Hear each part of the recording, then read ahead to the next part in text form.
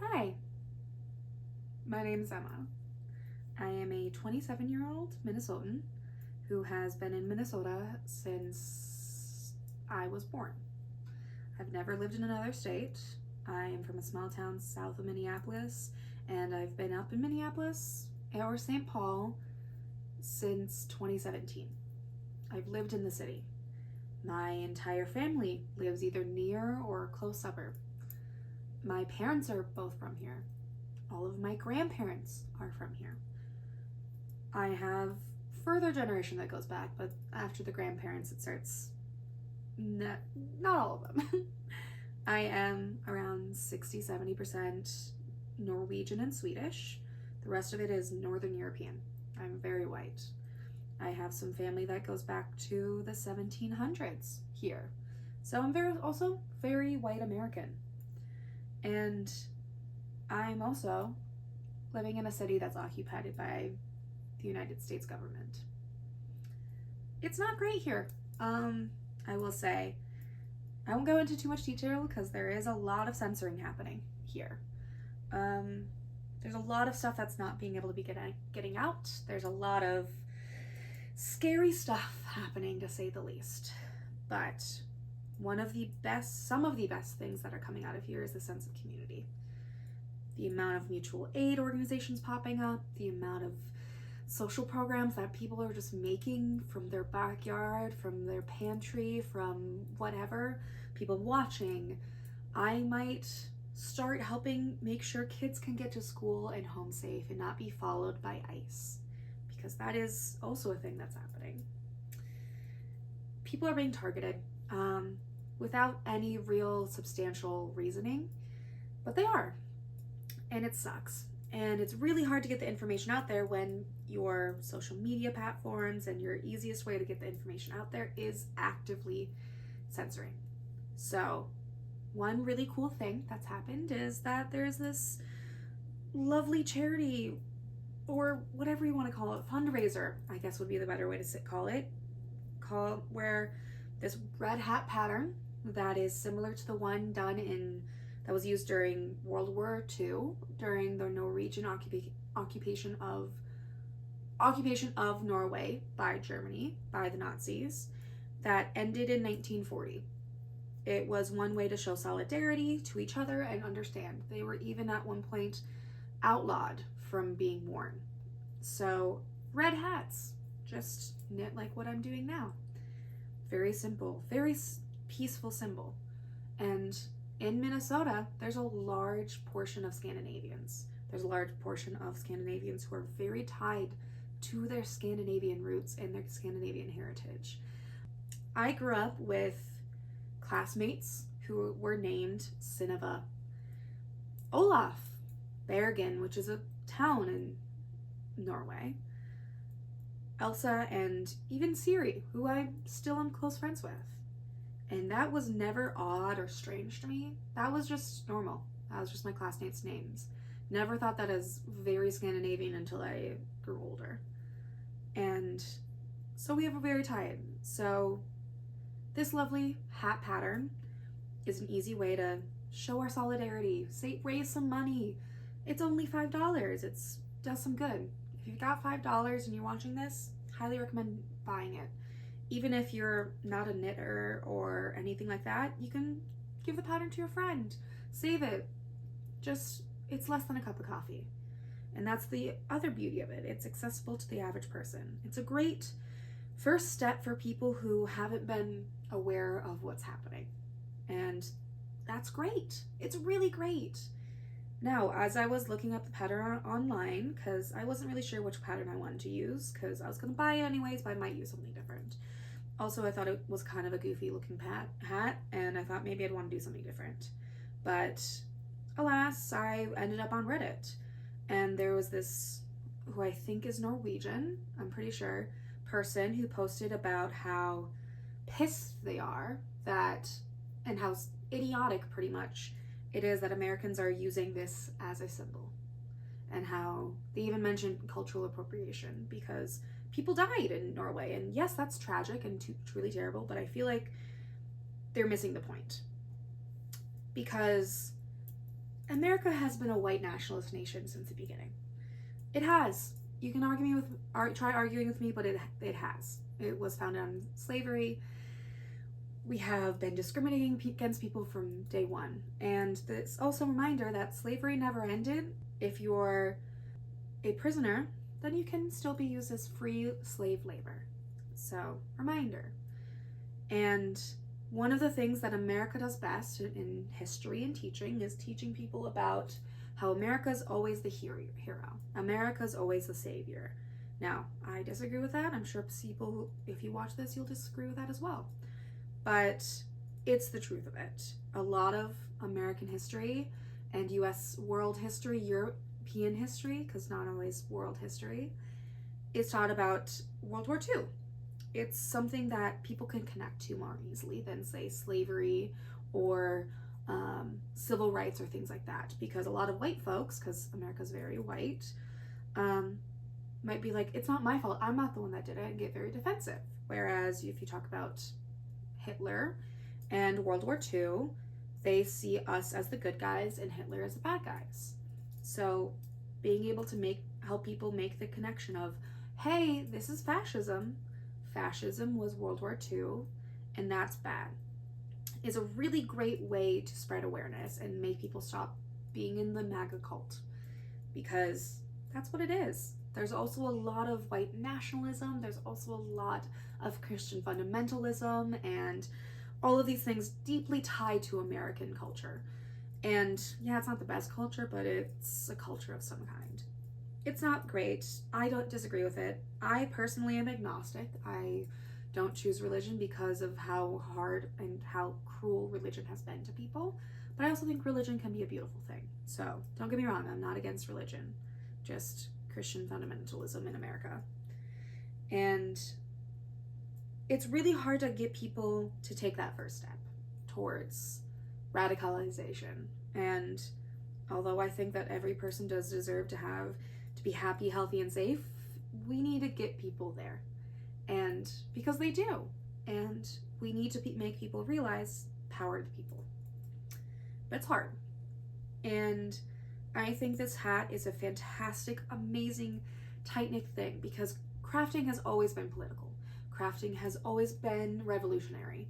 It's always been a tie to revolutions and things like that. And it's a great way to tie people together and create connections. And I've also been a part of the knitting community online for years. Years I've been following it. And I've been knitting since I was like 10, 11. And so for most of my life.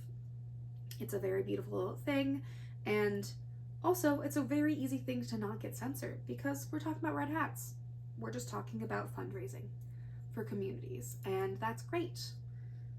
But I want to talk about also the history of this. The history of these red hats. Now, they were used as I said, a symbol for Norway to show connection of anti-fascism, because we don't like fascism here. And it was very easy to spread word of mouth. Now, Norway in 1940, so the end of their occupation, was around, what was it? I wrote it down. Norway in 1940 was around 3 million people. Now, for reference, Minnesota is around 5.8 million people. So, roughly almost double the amount of people. Now, word of mouth in Minnesota is great. That's amazing. We can totally do that. We can spread it. But America's really large. I'll put up a graph or an image of the difference of Norway in geographical size. It's much, much, much larger. So spreading word of mouth is much harder in America than it was in occupied Norway. Now, the other thing is the total, roughly on the lower end side population of America is around 342 million people. That is a lot of people. It is very hard to quickly spread the word to 342 million people what's happening. And for reference, America right now compared to Norway in 1940 is about 114 times larger than Norway. So getting information across the entire country is very difficult, especially, like I said, when things are being censored, when things are being pushed apart and everything. So having a knit cap that is a fundraiser for people in Minneapolis, because we're struggling. A lot of us are working paycheck to paycheck. Our work is stressful.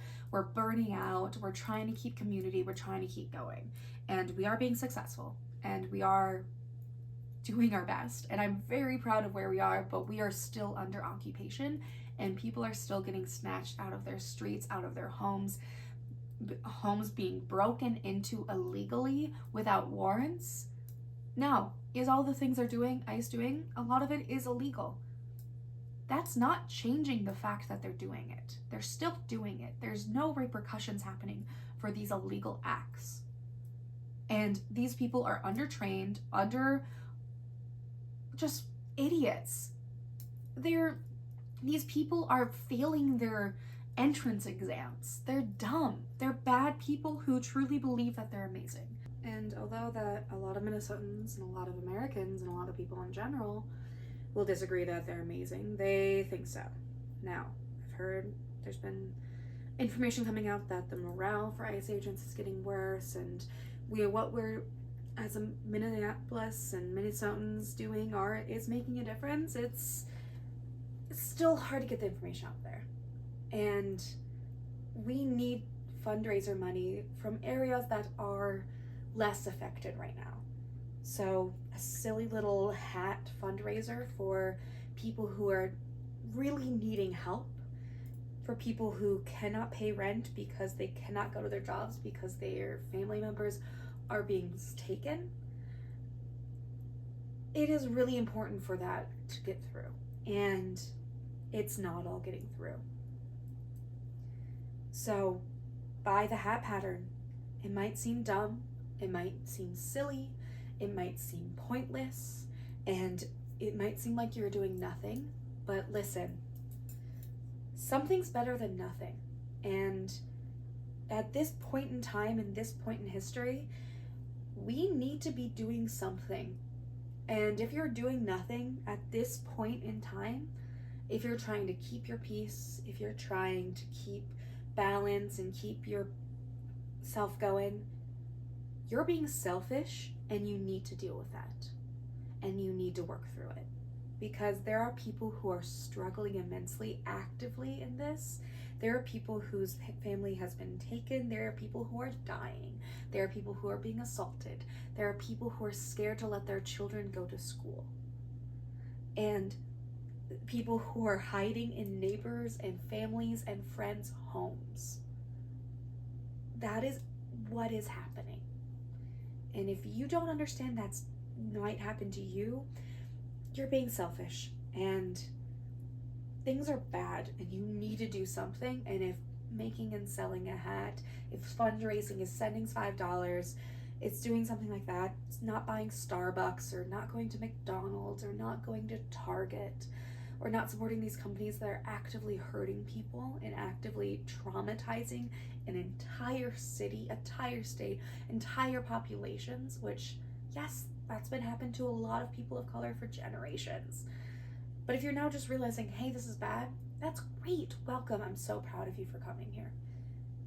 But we need to keep going, and we need to find ways to sustain this, and we need to keep our peace where we can, but also realize keeping our peace is a privilege, and keeping our peace is only allowed to a certain degree before you're complicit with what is happening.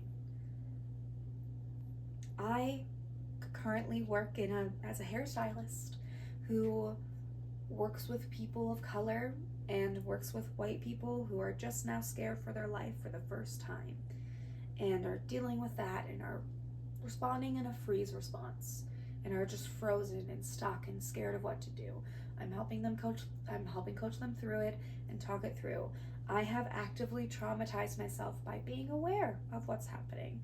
Now, do I think that that's a bad thing for my well-being? Probably. But I've been in therapy since I was in 3rd grade. I have a lot of great coping mechanisms. I've got a lot of great support systems. I got a roof over my head. I've got a cat who loves me. I've got family and friends who are amazing and doing the best and are helping keep me going. So if you're not able to be fully aware, read the newspaper. Listen to NPR. Listen to NPR. Listen to a podcast that tells you the information about what's happening in digestible, no nonsense, fact-based ways. Read a book. Learn about history. Learn about American history if you don't know much about it. There's a lot of great resources and books out there. If you've got recommendations, write them down below. But you need to realize that keeping your peace is hurting people. And we need to keep going. And although, again, back to the red hat, it might seem silly just to make a red hat and that's all you're doing. Because, yeah, if you making a red hat is as far as you go, that's a problem. And we need to keep moving. But if making a red cap and is your first step into creating more community and going against the active fascism that's happening, I'm proud of you. And there's a lot more to do. There's a lot more ways to keep fighting and creating community, but we can't stop here. So hug your friends, hug your family, support your community, support your local immigrants, and support the people of color that have been struggling. And especially if you're part of that 60-some% of Americans that are white, we need to use our privilege for good because we've got it. And it doesn't necessarily need to be a bad thing. You can utilize that for good. There's a lot of propaganda happening and a lot of misinformation. But one thing to know, Minnesotans are hardy. We are stubborn.